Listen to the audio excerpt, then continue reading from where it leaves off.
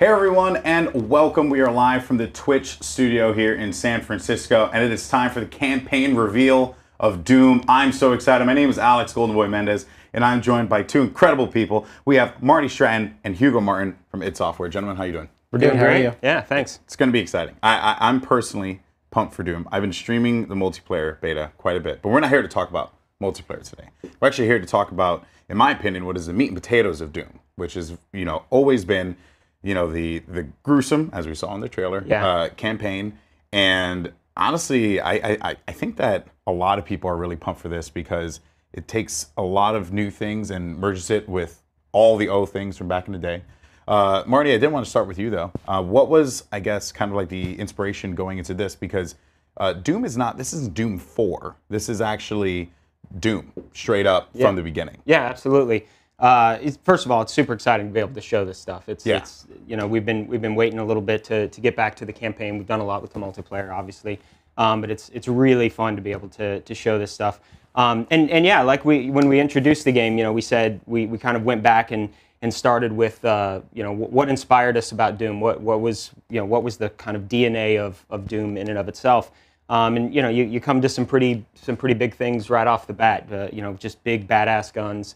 Amazing demons, and movement being a really key fundamental part of the gameplay. So we focused on combat. We're going to show just a ton of combat today.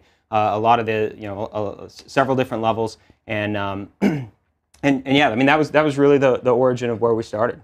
Yeah, it's awesome. And Hugo, I know you're going to be playing for us. You're holding the controller right now, so you're going to get ready to dive into it. I think so. I hope that we get to see chainsaws. Yes, there will be chainsaws. There will be blood. There will be blood. Oh, there will be blood. Lots of blood. Of course, we know that you guys, want to watch the gameplay. So, I mean, honestly, we might as well not beat around the bush. We should just jump right into it. We should, absolutely. And show it off, because I'm pretty sure the Twitch chat will pop up with some Resident Sleeper pretty soon. We don't want that. We want you to just spam Doom Guy. So, let's go ahead, jump into some gameplay. Yep. Sure. Hugo, drive us through this. And Marty, why don't you set it up for us as well? Sure. What are we seeing here right now? Well, this is actually a pretty early level in the campaign. It's the second kind of mission you're on here. It takes place in what's called the Resource Operations Facility in the UAC. You've basically, at the very beginning of the game, you've woken up and fought your way out of a kind of a secret bunker that you're in. You don't know why. You don't have a really good idea of what's happened. And you really just you start tearing things apart. So if you don't mind answering this, I noticed the characters, the different demons and all that stuff and monsters, they flash with like orange and blue. I know that has been talked about before, but I guess for some new viewers who may not have seen Doom before, what does that actually indicate? Yeah, that's kind of our glory kill system. When you've done a certain amount of damage to an enemy, your visor and your HUD highlights them in that way. When they turn kind of that bluish, that means they're stunned and they're kind of in a state of we call it a stagger state. And they're particularly vulnerable. And you can shoot them, you can run up to them, and then glory kill them. And when you get close enough, they turn orange. That's all. That stuff can be turned off through the settings if somebody doesn't like that, wants a little bit more of a challenge for themselves. Okay. Speaking of challenge, as a matter of fact, ultraviolet mode. Oh yes, of course. Hugo's playing on Hurt Me Plenty. We didn't want him dying too much, but the challenge of playing the game is actually a really big thing. Here he's bringing up our Automat Station he touched. You find those throughout the game. Without that, you basically kind of go through and you're revealing parts of the level as you go through. But finding secrets is a big deal. So here he revealed kind of a secret space by getting the auto map and seeing that there was a space above him that he might not have realized before. Nice. And we did see just there Olivia Pierce, who actually is going to be a central figure in the story. We probably don't want to dive too deep, because clearly we want people to discover that when the game releases. But I would say for Doom for Doom single player people, sorry, we love the multiplayer so much. For Doom single player guys, it's a little bit of a change of pace, right? Because Doom had traditionally told stories through just like segments of line of lines and sentences like, oh, this situation's happening here, and so on and so Yeah. forth. Really simplistic stuff. You guys are bringing in, you know, an antagonist into this to really help drive the narrative for, you know, why our character is doing what they're doing. Here. Yeah, for sure. We don't, you know, we don't put story front and center at all. Doom's about doing this. I mean, it's about, you know, fighting demons and using awesome guns.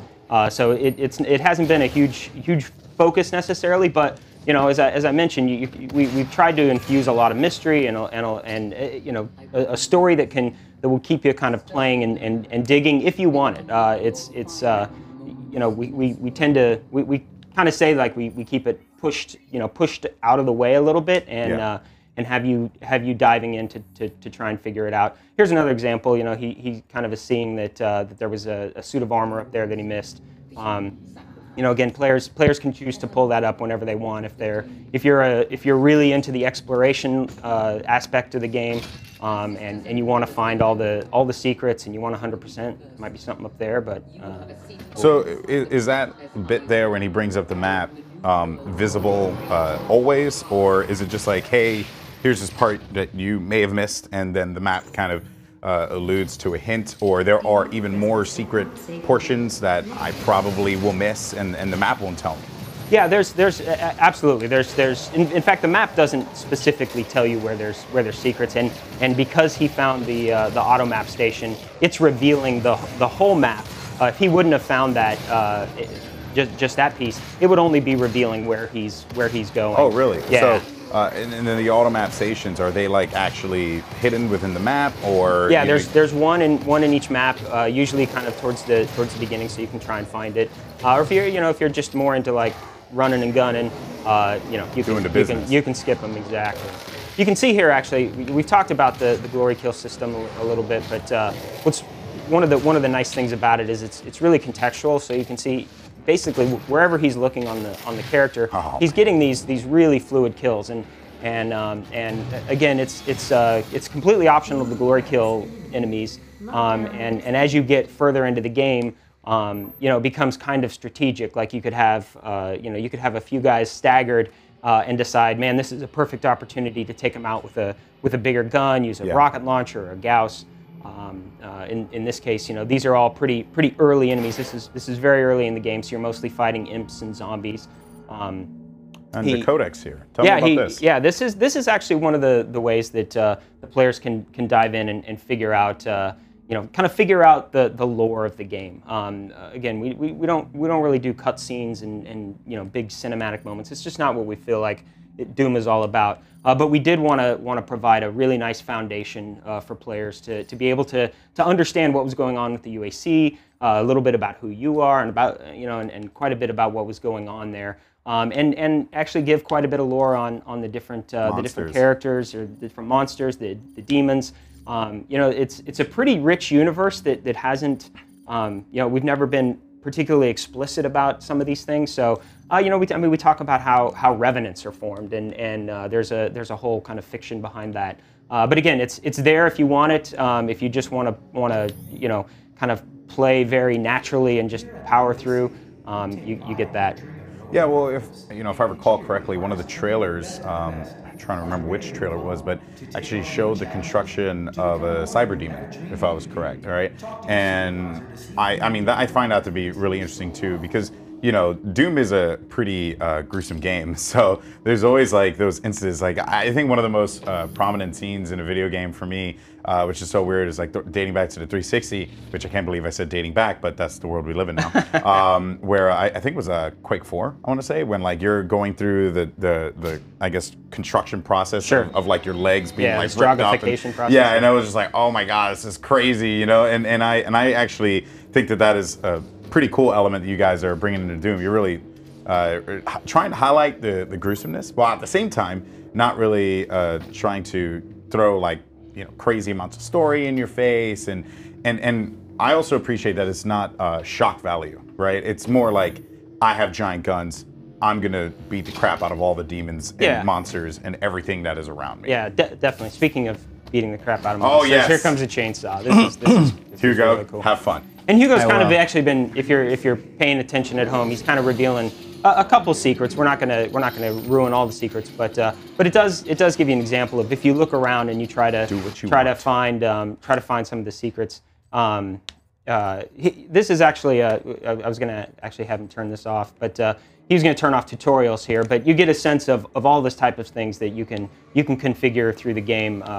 You can change, show your HUD. You can turn off the entire HUD. Turn off the glory kill highlight. Turn off the glory kill highlighting. Yeah, you can play it almost like a stripped down version where there's just you, your gun, and the demons. I saw crosshair styles there. Yeah, you can change to a simple crosshair. Okay. Something we actually pulled across. It's kind of fun to do is field of view. Not a lot of console games. Thank you. Do field of view. If you want the game to even feel just a little bit faster, just crank that up a little bit to 100. I played 110. Yeah. Straight up. Yeah, on the multiplayer. I loved it. Like a lot of my viewers on my stream were telling me, dude, just go full 110. Thank me later. And oh my goodness, look at that. that is just amazing. The you just mentioned just not all gratuitous. The chainsaw even has a really specific purpose in the game, and as you get deeper in and you're fighting more heavier enemies, harder to kill enemies, it actually serves as a means to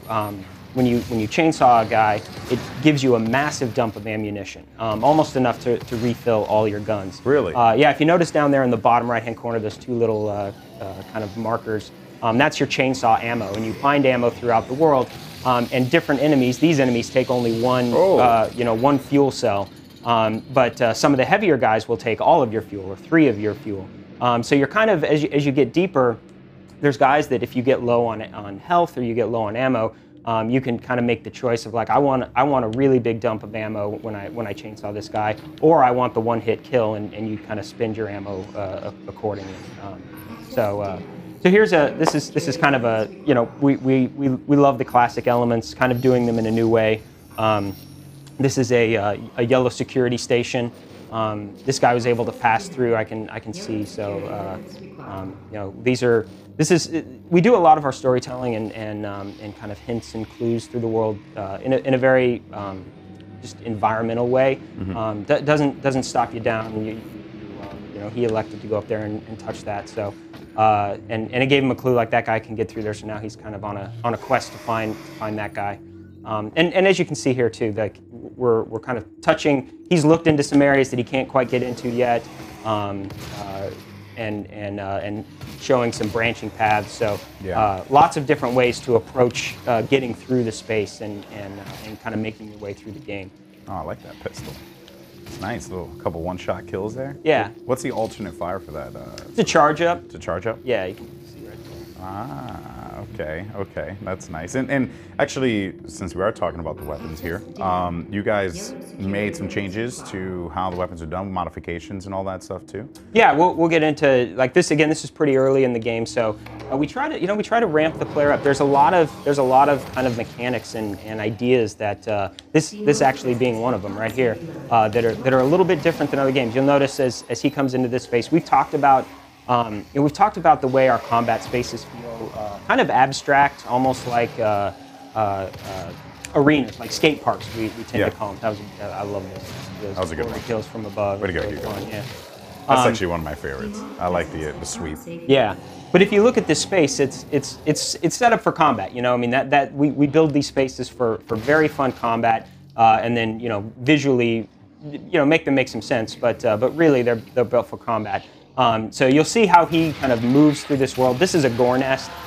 These things are present. They kind of create these lockdown areas that when you take them out, it summons demons to kind of protect the space and do a bit of a last stand. So you always kind of see those and you rub your hands together going, this is going to be a good fight.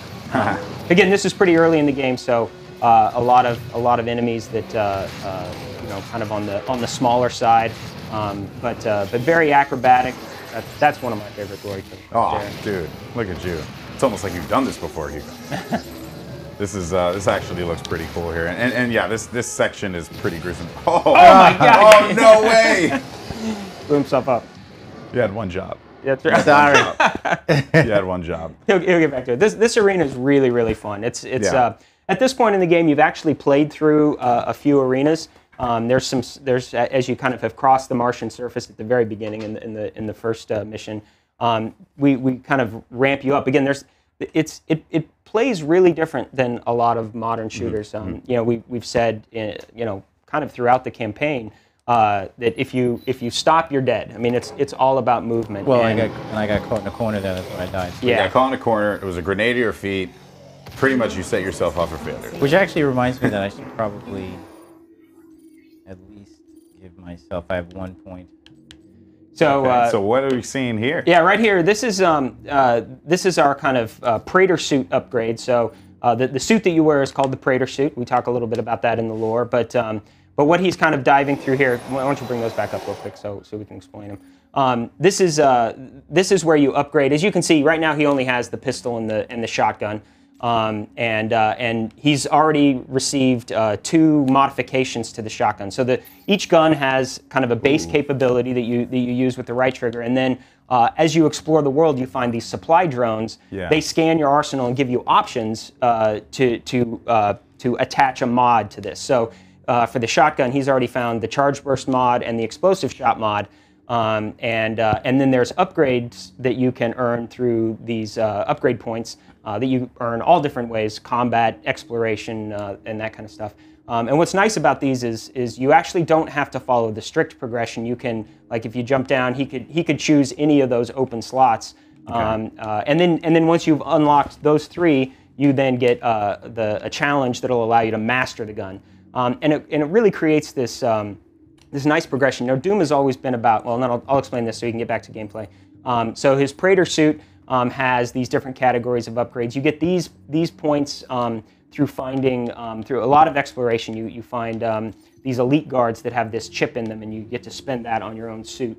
So here he's going to upgrade his dexterity or his environmental resistance, area scanning, equipment systems, and allows you to kind of hone the gameplay to your specific preferences. Yeah, and I noticed he basically had 1 slot on 3 categories there. Right? Yeah, yeah, exactly. And that follows a path. So you kind of spend it however you want. If you really are the kind of player that loves to find secrets, there's upgrades that allow you to do that more easily. If you love the equipment system, you can continue to upgrade that. If you want a faster experience, your dexterity stuff is really, really fun to make glory kills faster as you play through the game. And Doom has always kind of been this escalation of guns and demons. So you kind of take 1 step on the ladder, and then the demons take 1 step up, and then you take 1 step up. And so we've done that through the collection of guns, but also the finding of mods, and then the progression through upgrades. Yeah, and I'm noticing that too, right? He went after the that particular with the gore segment. Yeah. And the monsters that are popping out, aren't your big monsters at this point in time, right? I could see that ramp up potentially happening, and makes me even more excited for what the future levels are going to look like, because I can only imagine how ridiculous it gets. And something I, of course, don't. Oh, nice! Look at that right there. Just hit him with it.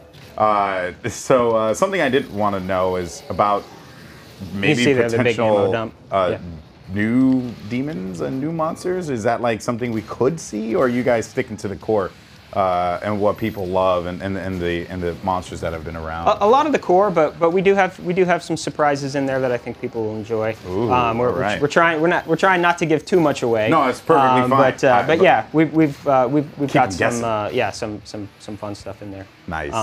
But I mean, it kind of going back, we to an earlier question about it, just being Doom. We really did want to. We did want to start, and we really do look at this as a foundation we can build on in the future. We really hope to build on. We did want to start with the things that people love and we love, so like Pinky Demons and Cacodemons, Hell Knights, Barons. So you'll see a lot of that stuff in here. This is again just another little clue of following the guy you're looking for. Yeah. That's my yellow key card, basically. That's your yellow key card. Yeah, kind of a new take on yellow key card. Okay, that's cool.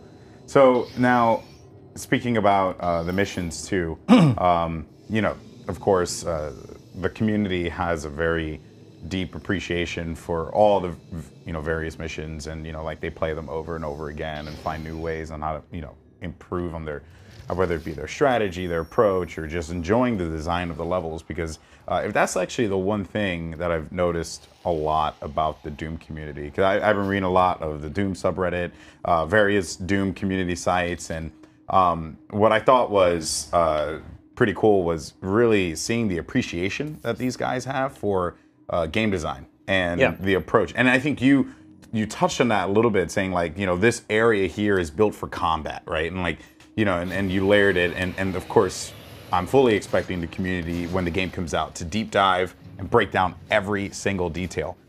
So with that said, speaking of like what people can expect when they play the missions and whatnot, how long can they expect each mission to be? Is it just cater to how long you want to take? Like if I run through everything like a crazy person, like how long would like the average time from start to finish for each mission? It really depends on how you play and how much time you spend. Most of our play tests, we do focus tests at the studio. Most of our focus tests for new players who kind of their first run through of the game, if they're looking for a moderate number of secrets and trying to upgrade their guns and that kind of thing. It's in the 13 to 15 hour range to get through on a normal difficulty setting. Okay. Yeah. So and then that probably scales up as you if you go to ultraviolence. If you go to ultraviolence, it really changes the way you play and your strategy. But then you can move through it if you play on an easy skill level and just kind of like blow through it. You can get through it quite a bit faster. We'll do speed runs that that kind of go a little bit further. We're going to actually jump ahead now. Ahead. Yep, in the game. So he just picked up the heavy assault rifle there, and we'll show that kind of in a later level. You mentioned seeing some more of the big demons, so that's really what's I'm excited. What's a ton of fun. Awesome stuff, man. Yeah. Well, just to update everyone, if you're just joining us here, this is the campaign reveal for Doom. Of course, this game is awesome. Looks like it's going to be a good time. Joined by Marty and Hugo here from id Software. We're going to be we're of course talking about Doom and all the good stuff. Now, a pro tip for anyone who may be new to Doom, and I'm going to be very honest here, because I appreciate Doom. I played it many years ago. My background has always stemmed from console FPS games, such as like Halo or GoldenEye or Perfect Dark, and those kinds of games. And I didn't actually grow up because I couldn't afford a PC that could play a lot of these games back in the day. So I came to appreciate Doom much later into its life cycle. But for me, I'm seeing this, and I'm so stoked for this game. And one thing I'm going to tell people who are watching: if you plan to play Doom on the easy mode, why are you doing that? Why you got to play it in the hardest difficulty setting possible. I'm probably going to do that. And you may not get past the first stage, but it's okay. We don't judge. Yeah, we actually difficulty levels is something that we actually really important to us. Yes. Obviously, it's and we want people to be able to get through it, particularly new players. If you're coming to it, I wouldn't say don't let it frustrate you. If you're going to get frustrated, back it down, because it's just fun to play the game. But no mercy. We have put a lot of work into the difficulty settings. Hugo's playing on Hurt Me Plenty, and then the step above that is ultraviolence, and then there's Nightmare on top of that. And Nightmare is a really big challenge. And then we actually have a really fun mode, which is and it's really hard, which is Ultra Nightmare, and goes it basically takes Nightmare and forces you to play it without dying. So if you die, you start at the beginning of the game. So above Nightmare, there's Ultra Nightmare. Oh Jesus, that's insane. Yes, exactly. I mean, nightmares, kind of suck. Nightmare's hard. Nightmare's hard. But you know what? It's interesting because it actually changes the way you it changes the way you think about the combat, because you're always moving. You're always keeping that stuff ahead of you. Yeah. And really paying attention to what's going on. And some of the easier difficulties, you can take a hit or two, but in Nightmare, you've really got to be on the move. All right, so now tell me about this section here. Yeah, so this is the Lazarus facility. And this is a little bit more than halfway into the game, and at this point you can kind of see architecturally and visually it's quite a different experience. This place is pretty overrun. This is really the cult of the UAC. I mentioned that we've tried to really infuse the UAC with a bit more. I think when we were talking earlier, I said we've tried to infuse the UAC with a lot more. I almost don't want to talk over it so people can hear it. But infuse the UAC with a lot more just kind of weird, just we've made them very weird. And because they are weird. I mean, they experiment on demons. It's definitely like kind of self-aware too. It's tongue-in-cheek. It's meant to be fun. Yeah. Okay. Like this line right here. Any questions or concerns on the initiative to weaponize the demons? Report to the chapel. It's like not words you'd expect to hear in a business facility. Yeah, report to the chapel immediately. Please save your work before you. It's like, what are they doing here? Yeah, well, and I think that's actually, pretty cool. Again, when you think about the other Dooms, right? Doom 1 and Doom 2, definitely, it had its layer of story, but it wasn't one of those things that was like beating you over the head with it. Definitely. But then this is actually what the game is all about right here. Yeah, it's like it's about the weapons. Awesome it's about guns, and how you're going to use them, and kind of getting a sneak peek here of all of the types of upgrades. Again, at this point in the game, you've got a lot of the guns, you've got most of the mods. If you found the mod drones that do the delivery. Yeah, so many points right now. Yeah, he's got a lot of points, so he's just kind of we're doing what we call dev load into so that we can jump ahead. So we just jumped ahead into the game. So we kind of set him up so we've got a lot of points, kind of a rough approximation of what you would have in the game. Here he's going to upgrade his suit a little bit more to kind of be more in line with this challenge. It's funny actually when you're playing like this sometimes at the office, somebody will try to play a later level without actually upgrading, and they'll have they'll have a hard time and they'll be like, man, this is too hard. And like, did you do your upgrades? I wonder who is going to be the person that plays Ultra Nightmare, no upgrades. That would be hard. How hard would that be? So like, we have scale of 1 to impossible. Yeah, we have a couple people at the office that have gotten about a little over a halfway through without dying, but nobody internally has made it all the way through Ultra Nightmare without dying. So wow. We have a way to test it so that we know that it works. But as far as purely playing it exactly how it's how somebody might do it in the wild. Nobody's done it yet, so it's going to be one of those things that when it comes out, it's going to be fun to see somebody do it. And it's interesting because it's one of those things like you think, man, somebody'd be really frustrated if they get all the way through the game and they die, towards the end. We had a contest a couple weeks ago of people trying to get through it, and one guy got about halfway through. He died, and kind of put the controller down. And he's like, man, I love this game. And that's the kind of that's just the fun we feel internally. Yeah, the Pinky, he's such a cool enemy. This is so cool. Hugo just exposed his weak spot right there. He's fun because if you he's really tough if you try to take him on from the front. But if you shoot him in the tail, he's much weaker from the tail. So you can use different guns and different combinations of guns to kind of exploit that weakness in him. That makes sense. So, Hugo, you've been playing this quite a bit. Yes. Kind of want to get your thoughts. Who's like probably one of your favorite demons to face off against? Probably the Pinky, because of what Marty said. Like we work hard to make sure that the enemies really make you think. Even though it's like a full-on action game, it's all about killing demons.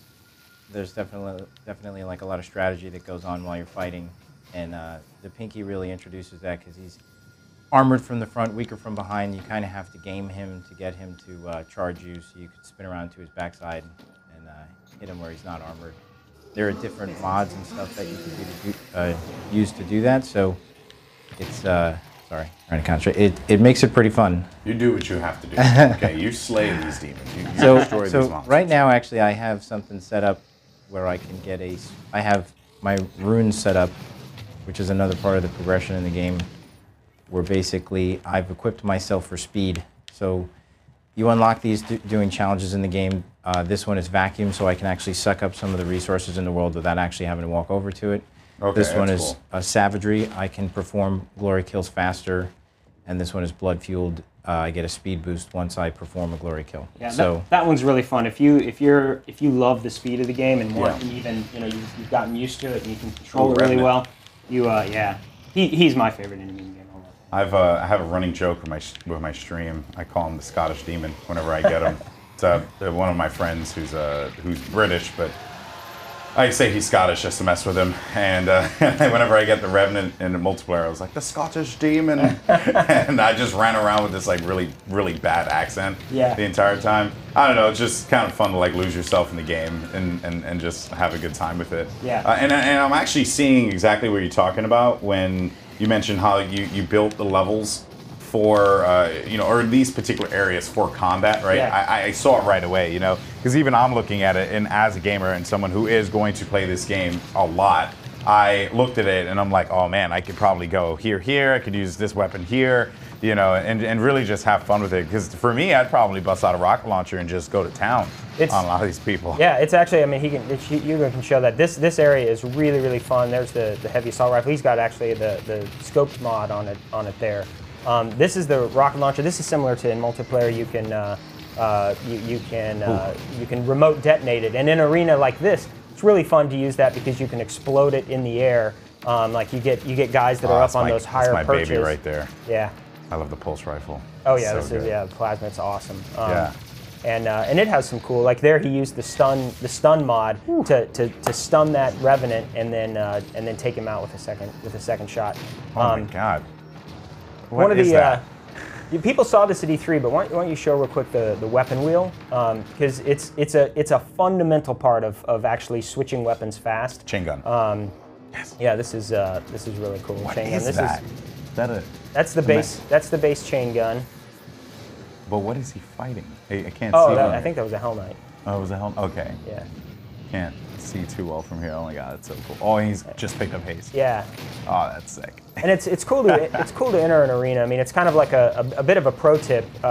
You walk into an arena and you see, it's very Doom also. You walk into an arena and you see a power up in the world and you're like, I wonder when I should use that. Like, you see a haste or a quad damage or something like that, and you really have to kind of have this moment of thought of like, I'm gonna wait until I just absolutely need that. And then even on replays, you kind of choose different times to do it. And the difficulty setting, the way the arenas are constructed, the improvisational nature of the combat, it all makes it very. We say this all the time. The game's really replayable.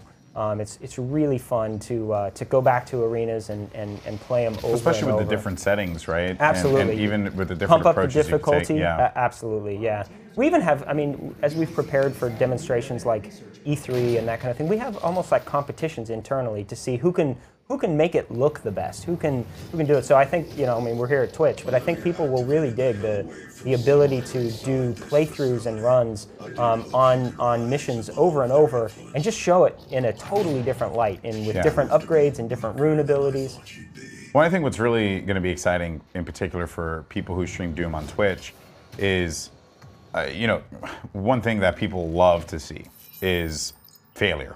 Yeah. Okay? They love failure. Yes. Okay? I think games like Dark Souls are a testament to that. People love watching that. They love watching people fail and get frustrated and do all that stuff. I watch a lot of those streams where they have death counters at the top of like how many times they've tried to do this thing. And I think that is something that people are actually really going to gravitate to here, right? Yeah. Like how many times I fail, how many times I succeed, how I do so, and the sick things that happen mid-game, because there's always going to be these crazy moments. Yep. So something I did want to touch on here is, of course, Doom, you guys brought back a lot of mechanics that were very familiar to Doom, such as no reloading, which I just want to point out, first day playing the multiplayer beta. And I, again, had never really touched Doom that much. I wasn't, too familiar with it. And I was playing and I'm like, where do I reload? I'm just so used to reloading. Yeah. And then I was just like, oh, you don't in Doom. But then you guys also added, things that weren't in the original Doom, such as, jumping, right? Yeah. Which is something that you really couldn't do in that. It'd be hard to not have a game nowadays without jumping. Yeah. But I think that is quite interesting because a lot of, to be realistic, these days, a lot of people are kind of releasing games with very similar mechanics, whether that be aim down sights, whether that would be sprinting, you know, a variety of different tools. You know, we're seeing movement really play a role in a lot of different things now. What was, I guess, the challenge for you guys there? Because essentially, you have to make a game that is classic Doom, right? Like you have to make a game that speaks to the community while also making a game that speaks to a new audience. And do you feel like you hit that balance there? I feel like we did. I mean, it is a challenge. I mean, we've spent, you know, years in development on this. This is actually, I'll answer that question, but this is actually one of the rune trials. But just to show it here. So we talked about those. We talked about the runes that you can earn. You do these through these trials, and they basically take you to a different. Kind of like a little challenge level. Oh, that's sick. So you just got to destroy everything in a minute and 30 seconds, 14. For this different one. every time. Yeah, it's different every single time, and each one gives you a different rune trial. There's 12 of them throughout the game, and you know, that one is destroy everything within a certain amount of time.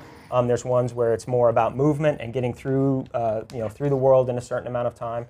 And then again, those unlock these. These are upgraded or mastered through challenges, so you can see their vacuum. You can upgrade. It's actually already upgraded, but some of the other ones, you know, you have to kind of continue to use that. The nice thing, actually, if you go back to runes real quick, it's when you get your first rune, you get these slots, and so you get your first slot. But then as you continue to play, when you've found and been awarded 4 runes, it opens up a second slot. And then once you've done 7, it opens up a third slot. And these are all stacking capabilities. So you get this really awesome ability to tune the gameplay to exactly how you want, just based on stacking these runes together in different combinations. And you can adjust these at any point during the gameplay. I mean, he just jumps in here and does this. So, you know, you get into a boss fight and you may adjust your runes. Like, you know, you maybe don't want something that plays so much into glory kills. You want something that, you know, gives you infinite ammo when your health or when your armor is above a certain, which is another one of them. So you can kind of fine tune your gameplay based on the situations and based on how you want to play. We're going to jump ahead again. That's why the stream went away. I showed that Automat because the runes are like a huge part of like the experience in Doom, and you could really tailor, like Marty said, the experience to however it is you like to play. Like I set it up for speed. I'm going to play the next one and set it up more for like a defensive strategy where I can pick up armor every time I glory kill somebody. And they're not always on your main path in the world. They're definitely part of the secrets of Doom. So it's definitely worth checking your auto map and looking for them. They have this very bright green glowing light in the world, but sometimes you can't see it. So it's worth digging in the corners to make sure you can get access to all the rune trials that you can. That's cool. And I wanted to kind of touch on that question I asked you beforehand about balancing the new with the old a little bit. I guess, you know, like, what were some of your challenges there? Yeah.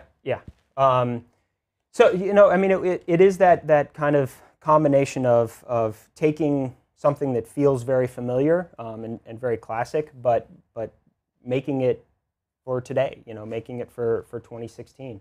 I think, you know, when you watch the gameplay, certainly when you play the game, you feel like you're playing a Doom game because it's that constant chess match that happens with the enemy. It's the challenge of it, and when you get into these fights, there's like a micro loop of decisions that you're always making about, like, okay, I see a Baron over there. I've got 2 imps in front of me. I've got a Hell Knight over here. Like, how do I want to take this on?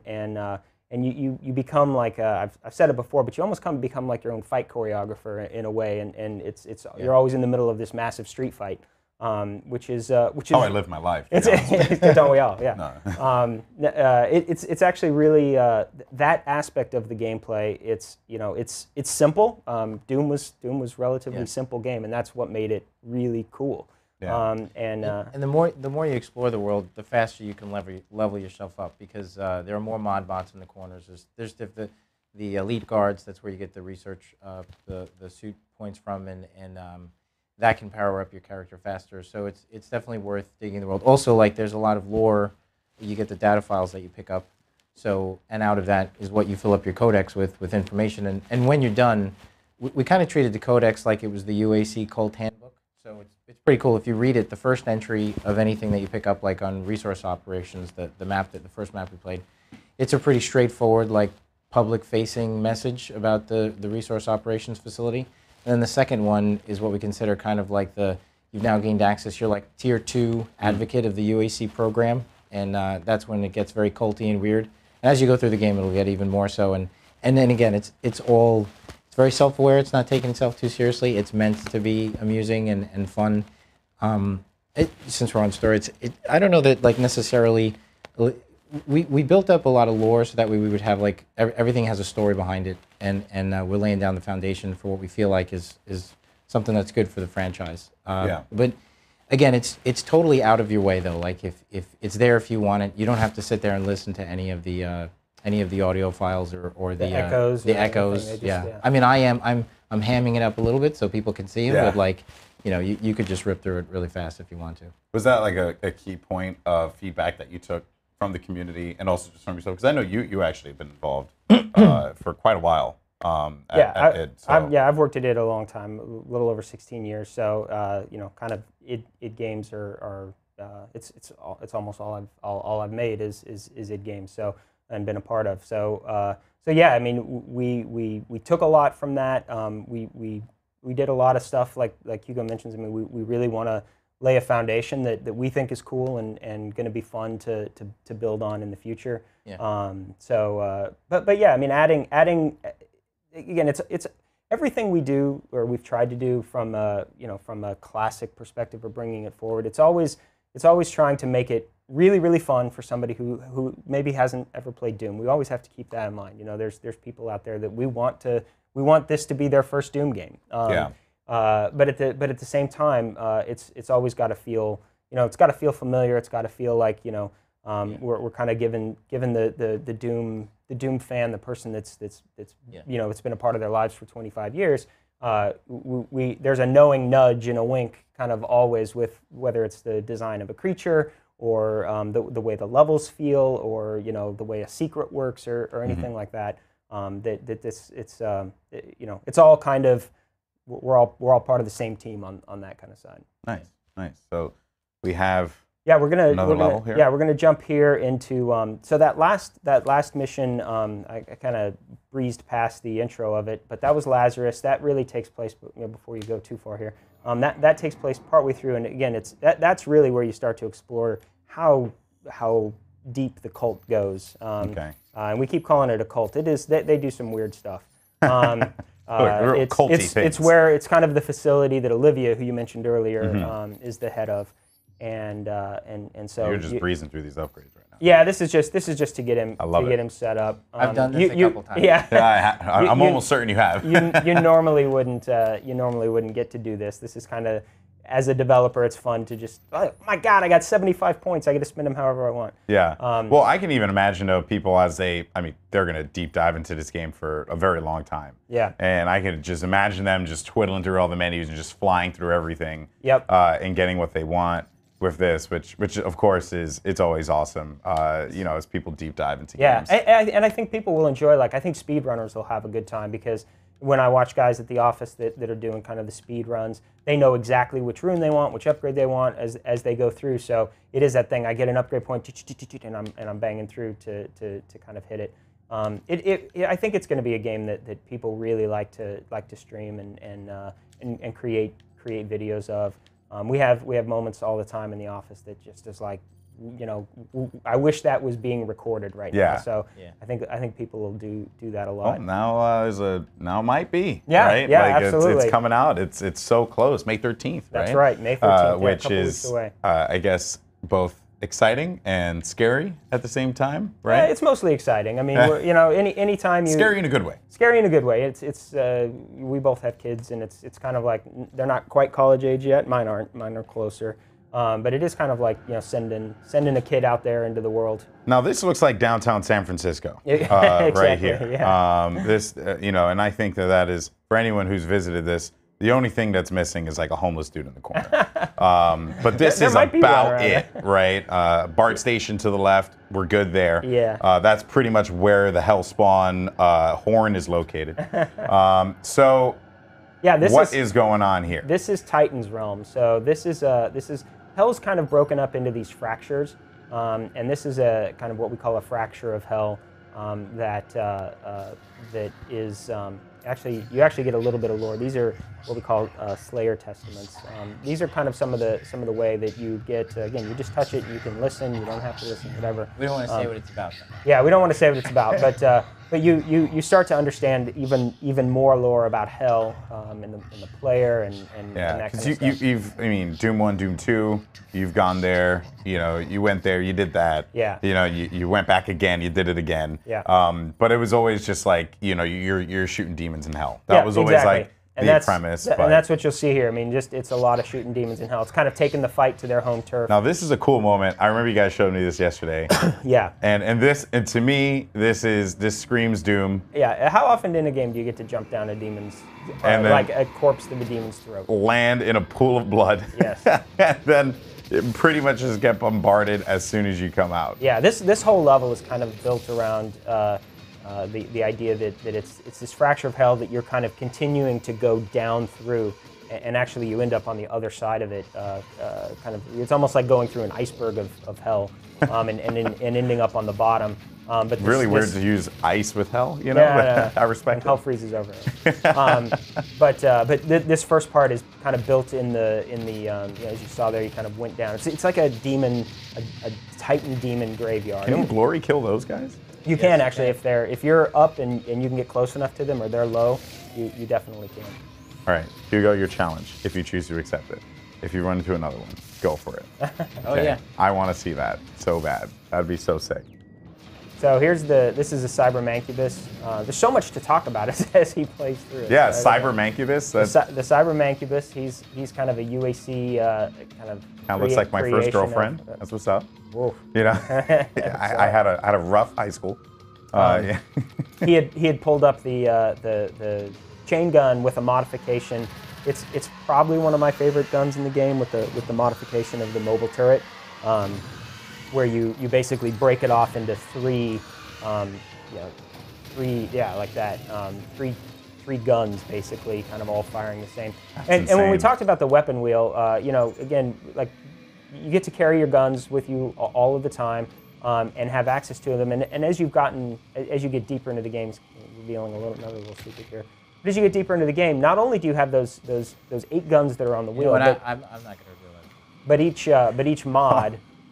You can't just go there and then choose not to reveal it, Hugo. It's just that's not how this works. You can't just tease the viewer. You know what though? Like I'm worried we reveal too many secrets. They've seen too much. They have seen too much. All right.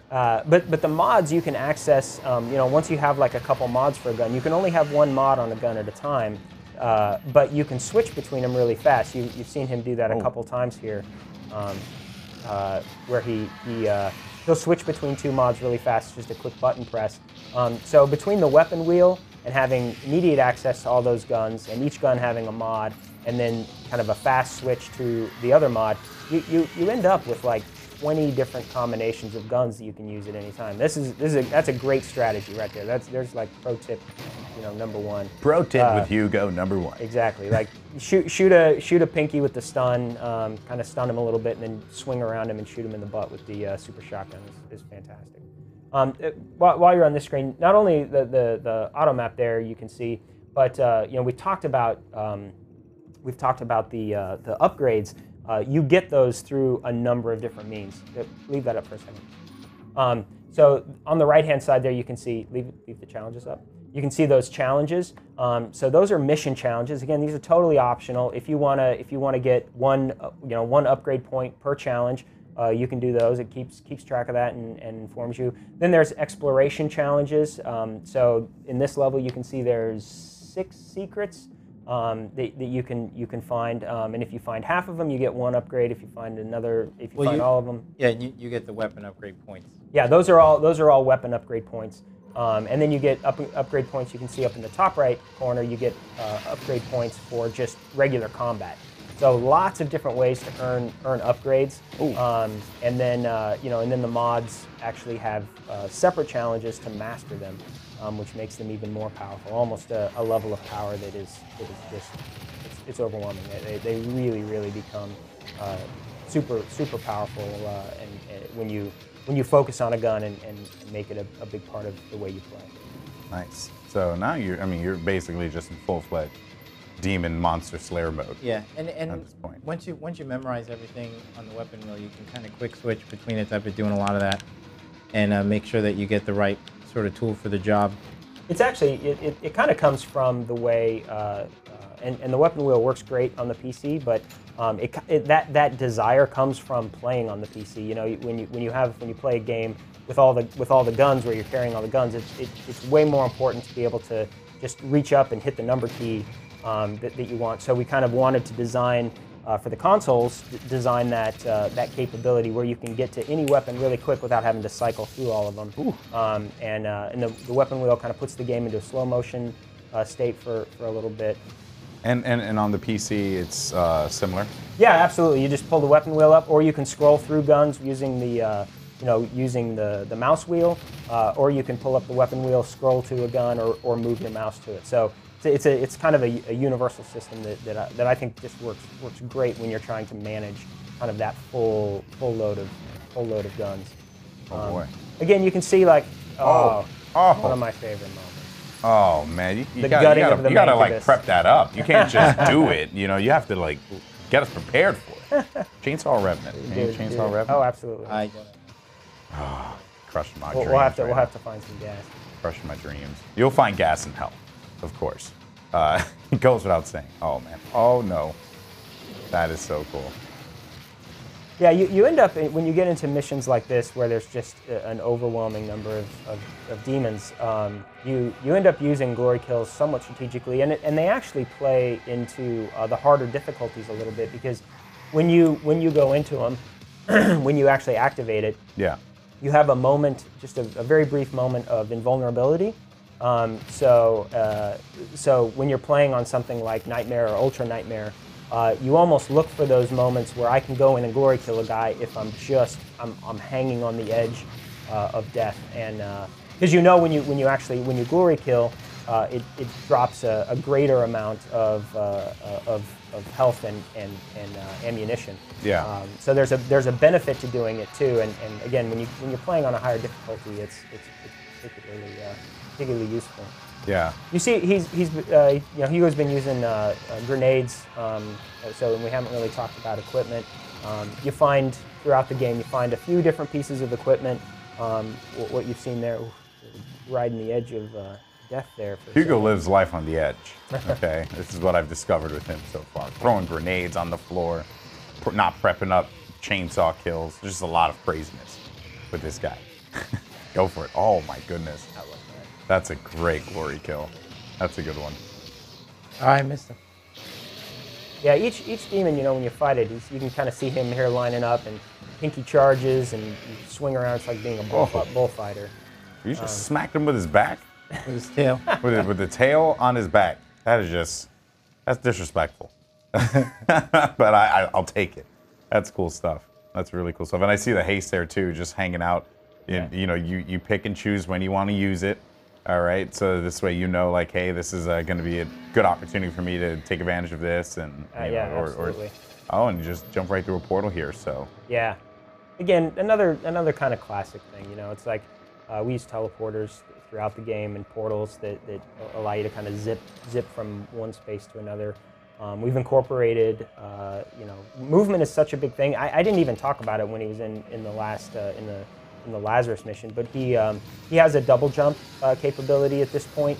So you start out with just a basic jump, and then a few levels in, you discover these kind of double jump boost boots, and then double jump becomes a big part of your movement package, and it's just like, so he'll use it. He uses it a lot throughout here. That quad damage?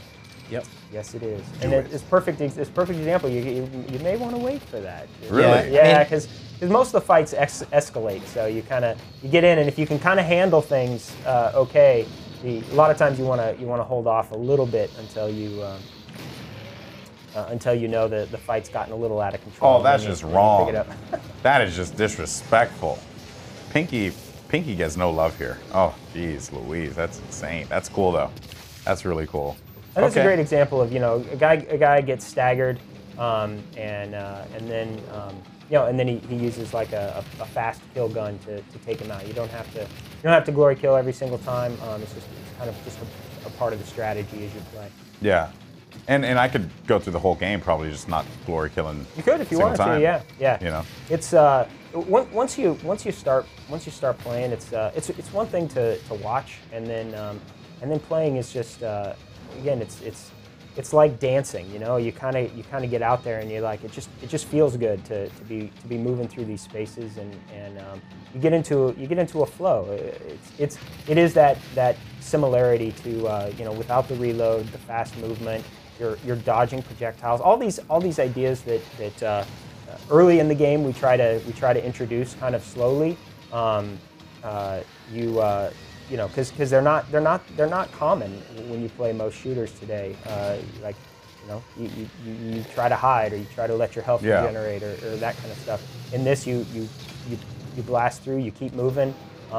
Dodging projectiles even is just something that I think we start players off fighting imps early because they throw the fireballs, and to get that feeling of swerving between fireballs, swerving between projectiles. Most enemies, their main attacks are either to pressure you or to shoot, to shoot a projectile. There's another good example.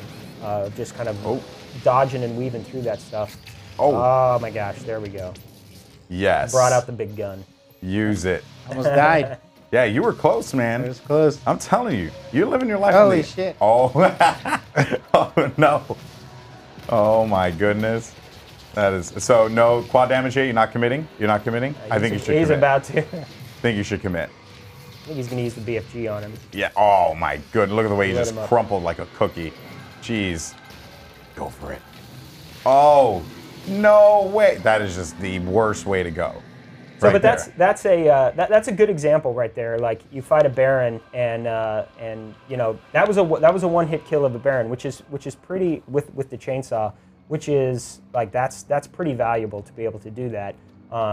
But it cost all of his fuel. He had to be completely full on fuel, and it cost all of it. So now he doesn't. He picked up that ammo, but he doesn't have the capability to use that to kind of continue to get more ammo from, because from lesser obviously the enemies. point is you guys didn't want people just running through the game and just sawing the crap out of everything that they see. Absolutely, right? absolutely. Yeah, you want to like part of the go ahead. part of the fun of Doom is again the weapons and figuring out what works when and how to do it, and while the chainsaw is great, you don't want people to just use that. Yeah. Which I do respect it. Okay, so Hugo's things making look like those guys easy. So- Lost Souls are fun. so this looks like it's about to get really quick. Yeah. Like I don't know, because this is a pretty wide open arena here. Yeah. So I'm afraid for you, Hugo.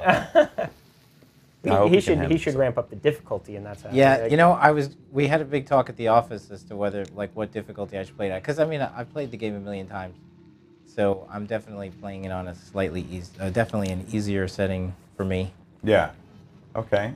So what you're saying is, these demons, they can't hold a candle to, Stone Cold Hugo over here. But Actually, I'm sorry to cut you, but the in-flight mobility thing is I have it on right now, so it allows me to basically move in midair. Yeah, it's a perfect example of everything we do, we try to make from an upgrade perspective. These aren't like micro upgrades. They're not just little like, oh, I can get 5% more damage or something like that. They're pretty meaningful, and they really do fundamentally change the way the game feels or the weapon feels. So his in-flight mobility rune that he's using there, if you really like to play and have massive air control, you can see there like he jumps, and he can almost jump out over a ledge and then pull himself back. These are really cool. I love these things. This is as part of our secret system, we have collectibles. These little Doom guy collectibles that when you find it, it unlocks in our model viewer. You can access our model viewer and be able to see any of the demons, the guns, really up close and see the detail and level that's in them. And you unlock those through through finding those collectibles in the world. All right, so it seems like you're about to get. And so, what is this yellow skull here? It's a key. Okay. You find the yellow skull and unlock the door. Is that where you're leaving it? I think that's where I'm going to leave the player. This guy, man, I can't believe you do that to me. It's awesome. You know, to me, I've traditionally been a multiplayer guy. I love just beating the crap out of people online. It's always entertaining, or getting beaten the crap out of, you know. But when I look at this, though, it looks like something I actually want to take time and go into and play. I can tell you guys put a lot of care into like how you thought about, you know, the arenas, the level design, you know, placement of items, all that stuff, which is very much, you know, classic Doom. It is the feel of Doom. Yeah. But I guess for me, one of the big takeaways is, you know, you wanted to strike that feeling of new and old, which